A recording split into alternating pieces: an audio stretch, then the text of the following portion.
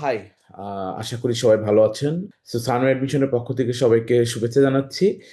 আজকে আমি কথা বলবো, আমাদের প্রচুর স্টুডেন্ট আছে এই মুহূর্তে যাদের অ্যাপ্লিকেশন কিন্তু নিউজিল্যান্ড ইমিগ্রেশনে রয়েছে। তো স্বাভাবিকভাবে সবাই কিন্তু অনেক টেন্স যে কেন এত দেরি হচ্ছে আপনার রেজাল্ট বের হতে।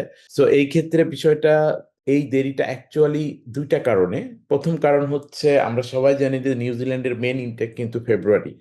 ফেব্রুয়ারি ইনটেক হওয়ার কারণে জানুয়ারি ফেব্রুয়ারি যে ইনটেকটা, এই ইনটেকটাতে কিন্তু ম্যাক্সিমাম সব প্রোগ্রামগুলোই কিন্তু ইউনিভার্সিটিগুলো, কলেজগুলো অফার করে থাকে। তো স্বাভাবিকভাবে সব কোর্সগুলো অফার করার কারণে আপনার প্রচুর অ্যাপ্লিকেশন কিন্তু এই ইনটেকটাতে থাকে। ইউনিভার্সিটি কলেজ অলওয়েজ সব অ্যাপ্লিক্যান্টদেরকে অ্যাডভাইস করে, রিকোয়েস্ট করে যেন অ্যাপ্লিকেশন অনেক আর্লি করা হয়।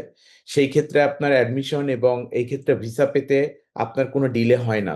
আমাদের দেখা গেছে অনেক স্টুডেন্ট আছে যাদের কিন্তু অ্যাপ্লিকেশন সাবমিট দেরি করে করার কারণে সেই ক্ষেত্রে আপনার অ্যাডমিশন আসতে দেরি হয়। পাশাপাশি আপনি জানুয়ারি ফেব্রুয়ারি ইনটেকের জন্য আপনি যদি ফাইল সাবমিট করেন নভেম্বরে, তাহলে কিন্তু আপনি জানেন যে ডিসেম্বরের 15 তারিখের পর থেকে, স্পেশালি আপনার 18-19 তারিখের পর থেকে একেবারে জানুয়ারির ফার্স্ট উইক পর্যন্ত কিন্তু ম্যাক্সিমাম সবকিছু কিন্তু বন্ধ থাকে। সেটা ইমিগ্রেশনও অনেকদিন বন্ধ থাকে, ইউনিভার্সিটি কলেজ বন্ধ থাকে। সো ম্যাক্সিমাম অ্যাক্টিভিটিগুলো কিন্তু ওই টাইমে বন্ধ থাকে। দেখা গেছে যে আপনি যদি ওই টাইমে ফাইল সাবমিট করেন, তো নর্মালি কিন্তু আগে আমরা কি দেখেছি, এমনও দেখেছি যে আপনার সেপ্টেম্বর অক্টোবরে, এমনও দেখেছি আমরা যে 2 সপ্তাহে ভিসা হয়ে গিয়েছে। এমনও আছে যে 7 দিনে ভিসা ডেলিভারি হয়েছে।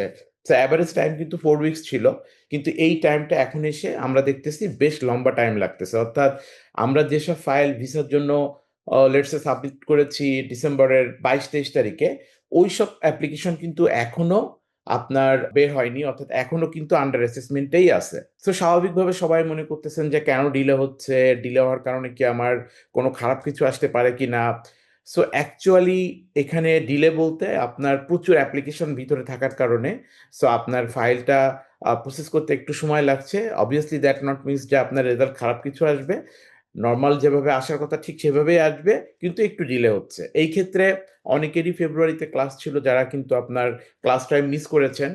তো তাদের সবাইকে যেটা বলবো, আপনি দ্রুত ডেফার করে ফেলেন আপনার নেক্সট ইনটেকের জন্য। তো সেই ক্ষেত্রে আপনার ভিসা অফিসার যখনই আপনার রেজাল্ট দিবে, তখন যদি উনি চায় আপনার ডেফার লেটার, তো তখন আপনি সেটা দিতে পারবেন। এটাই তো সবাইকে বলবো যে কোনো ধরনের কোনো টেনশন করার কোনো দরকার নেই। আপনি জাস্ট ফোকাস থাকেন। আপনি আপনার এসওপিটা বেশি করে স্টাডি করেন, কারণ এমন হতে পারে যে ভিসা অফিসার আপনাকে ইন্টারভিউ করতে পারে। আপনি এই সব ব্যাপারগুলোতে কনসেন্ট্রেশন করেন এবং আপনার সামগ্রিক প্রস্তুতিগুলো নিতে থাকেন। এই পর্যন্তই সবাইকে বলবো, কোনো ধরনের টেনশন না করে আপনি পজিটিভ থাকেন, ইনশাল্লাহ ভালো কিছুই হবে। পাশাপাশি সবাইকে বলবো যারা জুলাই ইনটেকের জন্য আপনার নতুন করে অ্যাপ্লিকেশন করতে যাচ্ছেন, ডেফিনেটলি আপনি সানও অ্যাডমিশনের সঙ্গে যোগাযোগ করতে পারেন। আমরা কিন্তু নিউজিল্যান্ডের ম্যাক্সিমাম ইউনিভার্সিটি কলেজের কিন্তু অফিসিয়াল রিপ্রেজেন্টেটিভ। সো আপনি আমাদের মাধ্যমে করলে যে সুবিধাটা পাচ্ছেন, কুইক সার্ভিস পাচ্ছেন, যেটা প্রম্পট সার্ভিস পাচ্ছেন আপনি অফারের ব্যাপারে। পাশাপাশি আমরা কিন্তু আপনাকে ভিসার ব্যাপারেও আপনার গাইডেন্স করে থাকি।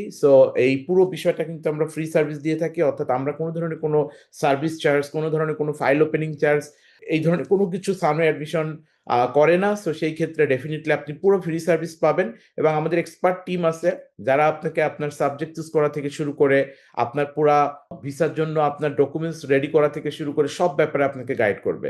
সবাইকে আবারও বলবো, আপনি সানও অ্যাডমিশনের সঙ্গে যোগাযোগ করবেন। আজকে এই পর্যন্তই। আল্লাহ হাফেজ।